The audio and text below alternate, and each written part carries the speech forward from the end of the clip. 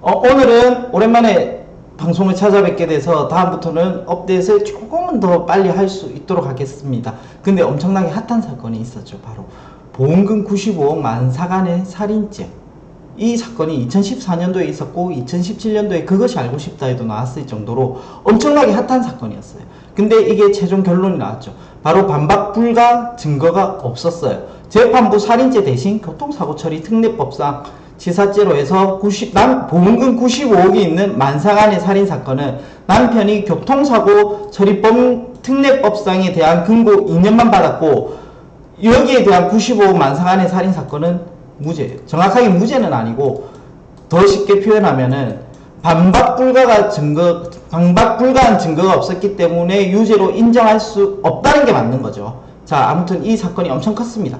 자, 아내 명의로 월 400만원 보험료를 납입해서 운전자와 달리 안전벨트를 매지 않은 조수석, 졸음운전이라 했지만 추돌 몇 초 전 전조등, 피해자 혈흔에서 수면 유도제 성분 검출 등이 발견됐는데 어쨌든 결정적인 증거로는 인정이 되지 않았습니다. 자, 그러면은 1심은 이게 무죄로 났고 2심은 유죄가 됐어요. 자, 그러면서 봤는데 여기서 몇 가지 포인트를 중요하게 봐야 될 것이 있습니다. 이 사건으로 인해서 보험업계가 상당히 많이 달라졌어요. 보험업계가 많이 달라지기도 했고, 이 사건으로 인해서 어떻게 달라졌는지 알아볼 거고요.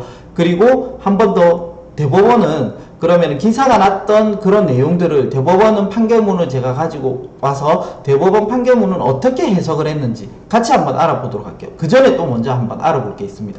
자, 잘 보시면요. 월 400만원을 냈는데 사망보험금이 95억을 받는다? 이거 상식적으로 불가능합니다. 95억원을 받기 위해서 400만원 가지고는 택도 없어요. 그럼 400만원을 가지고 95억을 받을 수 있다는 거, 이분이 보험을 상당히 잘 넣어놨다. 그리고 보험을 좀 많이 알 수도 있다. 보험을 100% 아니 200% 300% 사망보험금을 활용했다. 뭐 어쨌든 그렇게 볼 수 있는 거예요. 자, 그러면은 이거 먼저 한번 찍고 넘어가 보도록 하겠습니다. 자, 보험으로 사망을 보상을 받으려면 사망의 종류가 많습니다. 일반 사망, 모든 사망을 해서 사람이 죽기만 하면 이유와 우지도 않고 따지지도 않고 주는 것이 일반 사망입니다. 이번 상해 사망, 급격 외래 우연하게 발생되었을 때 주는 것을 상해 사망입니다. 그 생명보험사는 이걸 재해 사망이라고 하죠. 그 다음 재질병 사망, 질병으로 사망할 경우, 그리고 자살, 실종이나 의문사, 전쟁, 테러 등등 많은 사망이 있습니다. 이 모든 것을 다 포함해서 무지도 않고 따지지도 않고 주는 것이 일반 사망입니다. 자, 그러면서 이분은 일반 사망과 재해 사망에 중점적으로 가입을 했습니다.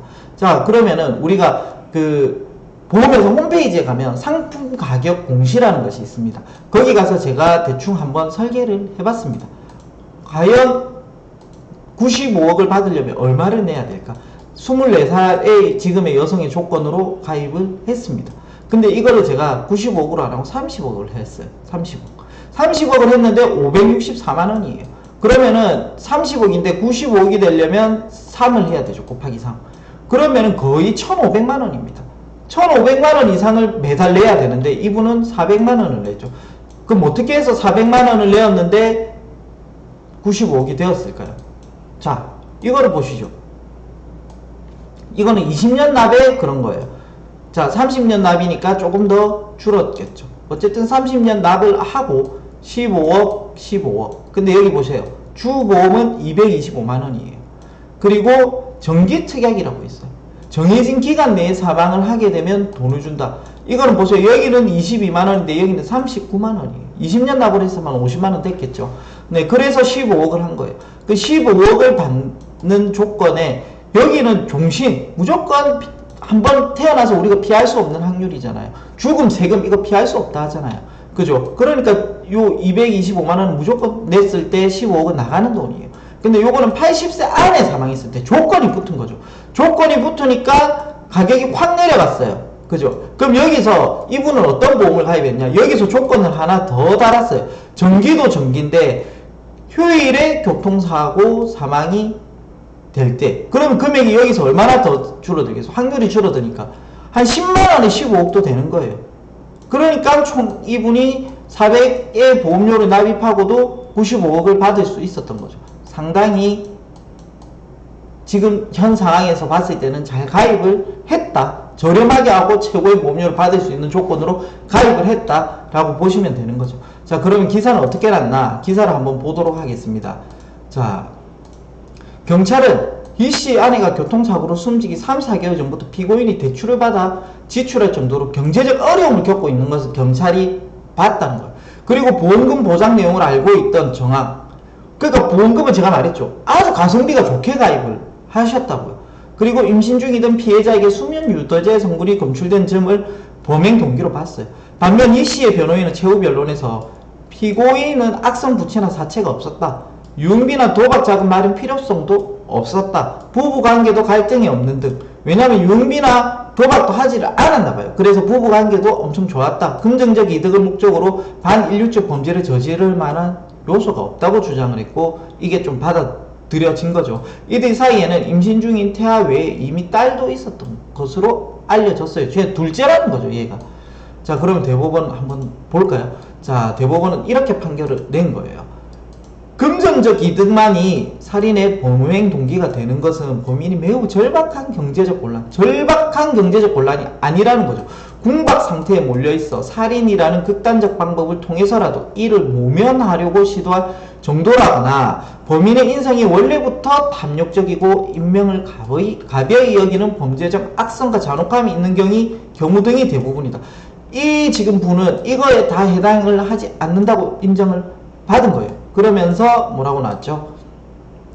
피고인은 이 사고 당시 자산이 부채를 상당할 정도로 초과하는 재산 상태를 유지하고 있었고, 자산이 더 많은 거예요, 부채보다. 그리고 재정적으로 문제가 될 만한 사채나 악성 부채, 막 엄청 불법 사채나 아니면 고리 대금업, 악독 고리 대금업을 부담하고 있었다는 뚜렷한 사정을 찾아볼 수가 없었다는 거예요. 그리고 월 수익이 900에서 1000만 원 정도는 되었고, 생활용품점 수익 외에 매월 대여금 이자가 500만 원. 그럼 여기서 벌써 1,500만 원이요. 매월 대여금이 무슨 500만 원이 들어오노. 대단하신데. 1,000만 원에서 500만 원. 자판기 수입도 120에서 150만 원 등 부수적 수입이 있어 보험료 및 생활비를 충당하는데 부족함이 없었다. 이게 다 인정이 된 거죠. 이 정도 수입이 들어오는 것은. 이 정도 수입에 400만 원을 부담하는 것은 크게 문제가 안 된다라고 인정이 된 거예요. 자, 그러면서 기사에는 뭐라고 났냐면은 이 씨는 죽으려고 몇 번을 망설일 정도로 살고 싶은 생각이 없었다고 했지만 수상한 점은 한두 가지가 아니었다. 와이프도 죽고 그 뱃속에 있는 아기도 죽으면서 내가 죽으려고 몇 번을 망설였다. 살고 싶지 않다는 생각이 나도 들었다. 내가 제일 힘들다 이거예요. 지금 이 사람 주장은. 자, 경찰은 CCTV를 확인해 보니 추돌 몇 초 전 사고 차량은 전조등을 켜고 정차된 차량을 확인한 흔적이 나타났다고 말했어요. 그 정차되어 있는 트럭을 계속 확인을 했다는 거예요. 도로교통안전공단 검사 결과 이미 후도가량 핸들을 돌렸으면 이미 이렇게 핸들을 돌렸다는 거죠. 충돌 전 트레일러에 맞추며 주행했다는 판단이에요. 경찰은 이어 미심쩍은 정황으로 11군데의 26건의 생명보험을 든 것을 확인했다면서 아내가 운전을 하지도 못하는데도 불구하고 휴일 교통사고에 특화된 상품이 여러 가지였다고 말했어요. 총 수령금은 95억에 달한다는 게 요 기사의 내용입니다. 자, 그러면은 대법원은 이거를 어떻게 해석했는지 한번 보도록 하겠습니다. 자, 대법원 판결문에는 이렇게 되어 있어요. 피해자의 사망으로 피고인이 수령할 보험금 합계액이 95억 정도에 이른다고는 하나, 그 중에 54억 원 정도는 일시금이 아니고 정기금, 정해진 기간 동안 계속 받는 분할금이라는 거예요. 이게 분할금. 지급받는 것이고 피고인 단독이 아니라 피해자의 다른 법정 상속인과 함께 지급받도록 되어 있는 것도 다수 포함되어 있다. 이 이거를 일시금도 아니고 54억 원은 분할금이고 이것도 내가 단독으로 95억을 다 가져가는 게 아니고 법정 상속인 또 함께 지급을 받도록 되어 있대요. 뭐 예를 들어서 딸이 있다고 했으니까 딸도 있을 거고 뭐 시어머니, 시아버지, 장인어른, 장모님 다 포함이 되어 있다는 거예요. 그러니까 이렇게 포함되어 있다. 장인어른, 장모님은 아마 안 들어가지 않았을까요? 네, 아무튼 그렇다고 인정이 된 거예요. 자, 그러면은 피해자와 결혼한 2008년도에 결혼을 했어요. 그럼 몇 년을 살아? 6년 정도 사신 거예요. 14년까지 매년 적게는 2건에서 많게는 9건까지 꾸준히 가입하였다. 그러니까 이 사고를 내기 전부터 보험을 막 가입한 게 아니라 2008년부터 사고 나기 전까지 매년 2개씩은 가입을 했다는 거예요. 많게는 9건까지도 하고, 그중 순수하게 재해사망 보장을 목적으로 하는 보험은 또 3건에 불과하대. 잘 보세요. 보험을 가입하는데 뭐 암진단, 뭐 질병사망, 뭐 수술비 이런 거 들어가면 보험료가 올라가잖아요. 근데 순수히 95억 이상을 더 많은 보험금을 받기 위해서는 이것들을 빼고 오로지 사망보험금에 올인을 해야 되는데, 그게 아니라 재해사망 외에 질병사망, 질병치료, 수술비용, 암진단치료 및 부인질환 등 다른 보험사고도 함께 보장하는 것이거나 연금보험, 의료실손보험 등이었다는 거예요. 즉 사망보험금만 넣지 않았다는 거예요. 부인의 질병이나 이런 것들도 함께 보장을 같이 넣었다는 거예요. 그게 인정이 된 거죠. 자, 보시면은 이게 또 대법원에서 판결이 나와서 주장을 하는 건데, 보험 모집인 공소외 시비, 일단 보험, 여기 설계사분이 2011년도에 피해자를 피보험자로 한 2011년도에 지금 이제 요 피해자를 피보험자로 한 연금보험에 처음 가입시킨 거예요. 그 캄보디아 여성분은 연금보험에 처음 가입하게 한 후 그 무렵부터 계속하여 다른 보험 상품에도 추가로 가입할 것을 권유하다가 하나 가입하고 났으니까 계속 전화를 해서 가입하세요 가입하세요 가입하세요 한 거죠. 2014년 4월경부터 2014년 5월경까지는 수십 차례 피고인을 찾아가 이거 정말 상품이 좋아요, 이거 꼭 가입하세요, 이렇게 영업을 권유를 했다는 거예요. 그게 인정이 된 거죠.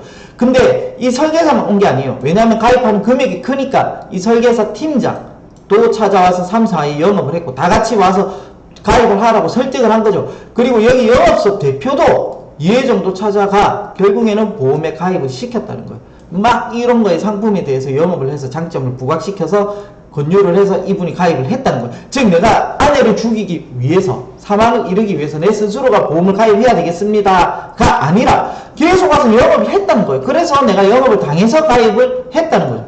당시 피해자가 피고인과 나이 차이가 있고 태어날 아이까지 포함하면 자녀가 3명이므로 장래의 납입 보험료를 중도 인출하여 학자금이나 생활비로도 사용할 수 있도록 하라고 권유. 그쵸? 이 보험이 얼마나 좋으냐면요, 나중에 아이를 위해서 학자금도 되고 생활비도 되고 엄청 많은 기능이 있습니다. 이렇게 또 영업을 했다는 거예요. 피해자가 65세가 되면 연금보험, 또 이렇게 많은 돈을 냈다가 65세가 되면 연금으로 노후를 편안하게 보내시라, 이런 것까지 했다는 거죠. 한마디로 종신보험을 판 거예요. 종신보험을 팔아서, 우리 종신보험 안 좋다고 하잖아요. 저축도 아니다 하지만 그런 영업을 당했다는 거예요, 이분이. 그쵸? 전환하여 노후 준비를 할 수 있도록 하라는 취지로도 설명하였다는 거예요. 그게 인정이 된 거예요, 이게. 나는 피해자야, 나 이게 저축이 아닌데, 종신보험. 그죠? 근데 이거를 저축으로, 해서 영업을 당해서 가입을 했다는 거예요. 그래서 보시면은, 이 기사가 또 다른 인정이 되었고, 또 다른 기사는 폐차 직전에 차 안에 있던 아내의 혈액에서 수면 유도제 성분인 디페니드라민 성분이 발견됐지만 1심과 대법원에서는 이를 인정하지 않아서 무죄가 났어요. 2심에는 그 무죄가 났죠. 근데 1심에서는 무죄가 났고 2심에는 재판부는 직접적인 증거가 없더라도 숨진 아내의 혈흔에서 수면 유도제가 검출된 것을 간과하면 안 되고, 이거는 조금 간과하면 안 되고 뭔가 의심이 든다는 거죠. 과다한 보험료를 납부했다는 거죠. 보험료도 엄청 많이 냈고 아내 하장을 서둘러서 빨리 하장을 해서 증거를 없애버린 점 등을 인정이 되어서 2심은 유죄가 됐어요. 그죠? 근데 이거 대법원에서는 어떻게 봤냐면은 다르게 본 거죠. 자, 이 사건 차량의 에어백에 묻은 혈흔은 피고인의 것으로 판정되었는데 거기에서도 디펜히드라민 성분이 검출이 되었다는 것이므로 피고인의 고의 사고를 일으키기 위해 피해자를 잠들게 한 목적으로 옥수수 수염차 등의 수면 유도제를 먹었다는 가설은 더 이상 지지받기 어렵다. 나도 먹었어. 와이프만 먹은 게 아니라 나도 먹은 거야. 그걸 내가 이 와이프를 죽이려면 와이프만 먹였어야지. 나도 같이 먹었는데. 근데 졸음운전하려면 먹어야 되지 않나요? 그런가? 아무튼 그렇습니다. 자, 이 씨의 경제력을 입증하는 것은 범죄의 동기에서 중요한 부분이다.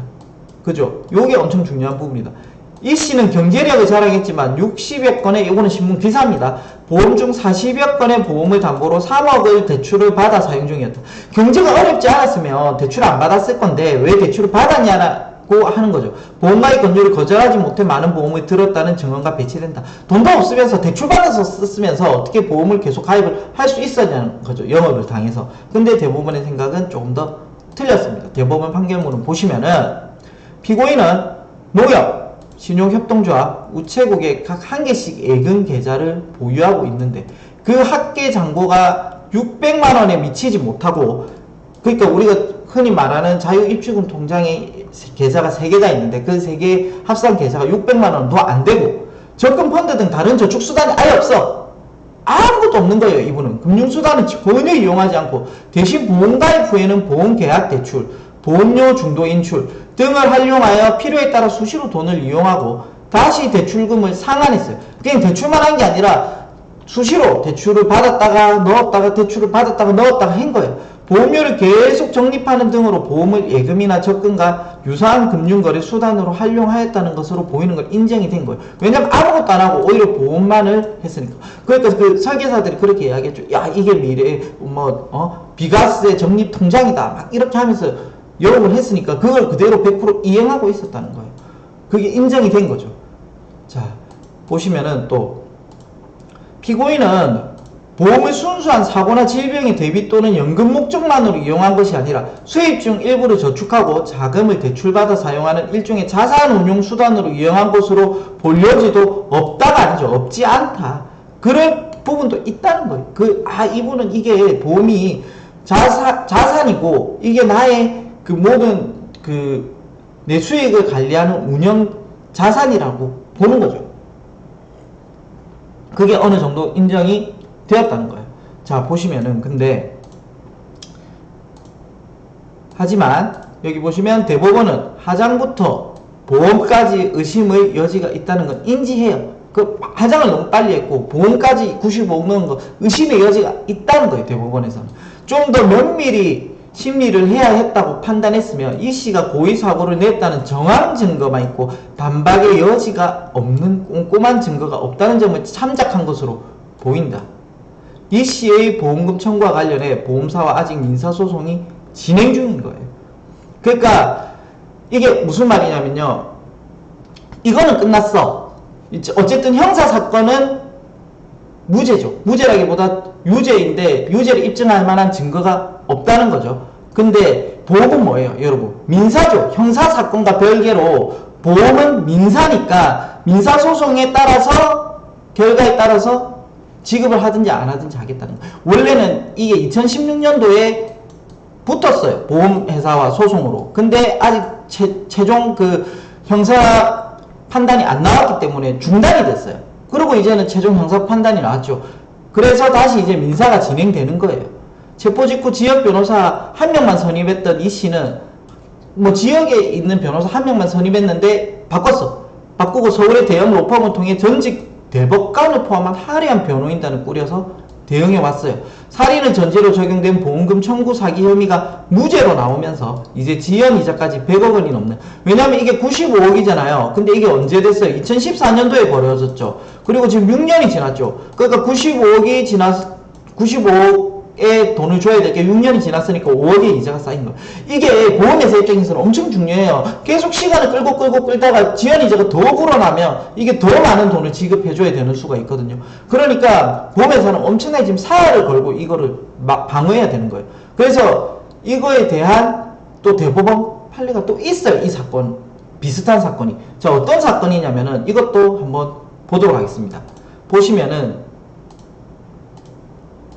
의자매 독초 자살 방조 사례 무죄에도 보험계약은 무효가. 이미 이런 일이 있었다는 거예요. 2012년에 발생한 의자매 독초 자살 방조 사건이라는 게 있는데요. 오모 씨는 의자매 장모 씨를 사망 3주 전에 고액의 종신보험에 가입을 시켰어. 그리고 자살을 방조한 혐의, 보험 사기, 자살 방조 등으로 기소됐으나 2014년에 무죄를 판결을 받았어요. 장 씨의 자살이 입증이 되지 않았기 때문에. 그럼에도 민사법원은 재반 사정을 종합해 볼 때 오 씨가 보험금을 부정 취득할 목적이 있었다고 추인하면서 장 씨가 사망 3주 전 가입한 종신보험 계약을 무효로 인정을 했죠. 그러니까 이 사건의 판례를 받아서 보험회사는 형사는 어쨌든 무죄라도 우리가 보험 계약은 민사니까 민사는 어떻게 해서든지 무효 처리를 시키는 게 사활을 거는 거죠. 이때의 사건과 지금 이 금액은 비교할 수 없는 거예요. 보험회사는 그만큼 엄청 목숨 걸어야 되는 거예요. 자, 근데 이것만 있었던 게 아니에요. 이 사건으로 인해서 보험업계가 상당히 많이 바뀌게 되었다고 했죠. 자, 어떤 변화가 일어났는지 보시면은 이번 사건이 벌어지기 전 보험사는 이 씨 부부에 대해서 이러한 심사 절차를 거쳤지만 허점이 있었다는 거예요. 정산상의 허점이 있어서 95억이라는 엄청나게 많은 사망보험금을 넣을 수 있었다는 거예요. A사가 2014년 생명보험협회를 통해 이 씨의 계약 정보를 조회했을 때 당시에는 기존 계약 보험금을 정확하게 파악할 수 없었대요. 각 회사는 생보협회 정보조회 시스템 입력하는 기준이 달랐던 탓에 이 씨가 가입한 보험 중 이제 이게 문제예요. 아까 전에 보셨죠? 54억 원은 일시금이 아니라 분할이라고 했잖아요. 이 소득보장형 분할 사망 보험금이죠. 요거는 정보조회 시스템에 전액 반영이 되지 않았던 거예요. 그러니까 이분이 과도하게 가입을 할 수 있었죠. 그래서 받는 금액이 일시금보다 분할 상환액이 더 많았던 이유예요. 이거는 정보조회에 안 잡혔으니까. 그래서 만약에 이분이 일시금으로 다 받는 걸 넣었으면 힘들었겠죠. 안 됐겠죠. 그러니까 이 허점을 어느 정도 이용했을 수도 있어요. 근데 이분이 이용했는지 아니면은 가입하려는 보험회사에서 더 많은 보험료를 받기 위해서 이거를 이용했는지 뭐가 뭔지는 알 수는 없어요. 알 수는 없지만 어쨌든 이런 거를 있었다는 거예요. 소득보장형 분할 사망보험금이란 피보험자가 은퇴 연령보다 일찍 사망하면 수익자에게 일시금에 더해 매달 일정한 액수를 예정된 은퇴 연령까지 지급하는 보험금 형태. 그러니까 65세까지 계속 연금식으로 받는 거예요. 그 금액이 엄청나게 크다는 거죠. 자, 그래서 이러한 상품은 피보험자가 일찍 사망할수록 수익자에게 지급되는 보험금이 많아지는 구조예요. 왜냐면 우리가 아기가 다 크고 내가 은퇴할 나이에 사망하면은 아기가 크는 거의 리스크를 줄일 수가 있죠. 그죠? 그래서 아기가 커가는 과정에 내가 사망하면 리스크가 크잖아요. 그러니까 돈은 더 많이 필요할 거고, 아기가 다 컸을 때는 리스크가 그렇게 크지 않잖아요. 자기들 취업하면서 어떻게든 살아갈 수 있으니까. 그러니까 돈이 줄어드는 구조예요. 만약 아내 이 씨가 나이 들어 사망했다면 보험금은 30 이거는 훨씬 못 미쳤다는 거예요. 근데 이게 24세에 죽었으니까 엄청 컸던 거죠. 당시 일부 보험사는 이 씨의 계약 금액을 생보협회 계약 정보 조회 시스템에 입력할 때 소득 보장형 부분을 제외했기 때문에 계약 규모가 수십억대로 나타나지 않았다는 게 A사의 설명이에요. 2016년 말부터는 신용정보를 통해 계약 정보를 조회하게 되면서 기존 가입 내역을 정확하게 알 수 있게 되었다는 거예요. 이제는 이렇게 과도하게 보험금을 넣지 못하는 거예요. 정확한 시스템으로 입력이 되어 있었기 때문에 이제는 뭐 내 재산을 엄청 넘어가거나 이런 과도한 사망보험금은 못 넣으신다고 보시면 됩니다. 자, 그러면은 뭐 엄청나게 재산이 많아서 내가 뭐 상속세 목적으로 다 증명이 되고 하면 되긴 하겠죠. 근데 쉽지는 않아요, 옛날처럼. 한편 이번 사건을 계기로 경찰이 변사자의 보험가입을 현황을 실시간으로 조회하는 시스템. 이제는 딱 사고가 났다 이러면은 경찰이 이분이 보험이 사망보험금이 얼마다 이런 거 실시간으로 조회하는 시스템도 구축이 된 거예요. 사고 직후 경찰은 범죄 혐의점을 전혀 인지하지 못하다가 이 씨와 유족을 접촉한 보험설계사의 제보로 보험사가 수사를 의뢰한 후에야 본격적인 수사에 착수했어요. 그러나 이미 피해자의 시신이 하장돼 체내 수면 유도, 제도, 농도, 사망 원인 시점 등 결정적인 증거를 제시할 수 있는 부근기에는 이미 사라졌죠. 화장이 돼버렸으니까. 여기 보시면은 이 씨와 유족을 접촉한 보험설계사의 제보로 다시 수사가 진행된 거예요. 이미 늦었다는 거죠.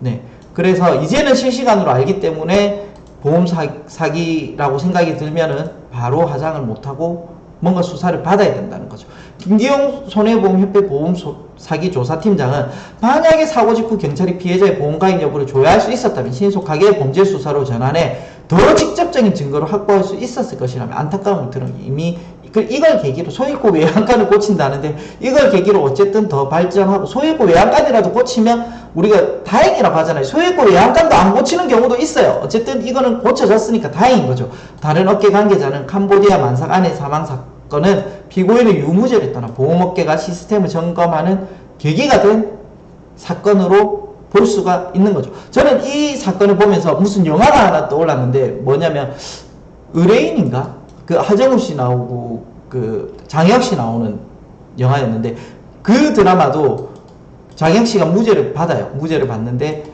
무죄라서 무죄가 아니라 죄를 입증할 만한 정확한 증거가 없기 때문에 안 된다고 한 거예요. 그래서 유죄임을 밝힐 확실한 증거가 없다는 거죠. 그것과 이것도 굉장히 비슷하게 느껴졌는데 이 의뢰인이라는 영화를 보면 근데 이거는 영화니까 마지막에 어떻게 하다가 장희혁 씨가 범죄인이라는 걸 알게 되고 인정이 되는 거죠. 하여튼 그런 사건이 그런 영화가 있었어요. 그런 영화가 있었는데 거기에는 보험이 없고 여기에는 보험이 있는 차이가 있죠. 어쨌든 이런 사건을 다시 한번 되돌아보면서 우리 옆에 있는 소중한 가족 있잖아요. 가족을 정말 더 따뜻하게 보살펴주고 조금 더 배려해주고 조금 더 챙겨줘야겠다고 오히려 생각하는 계기가 됐으면 좋겠어요. 아, 이런 사건이 있었는데 우리는 더 가족을 그래서 더 챙겨주는, 더 가정이 화목해지시는 그런 계기가 되었으면 좋겠습니다. 이상입니다. 안녕.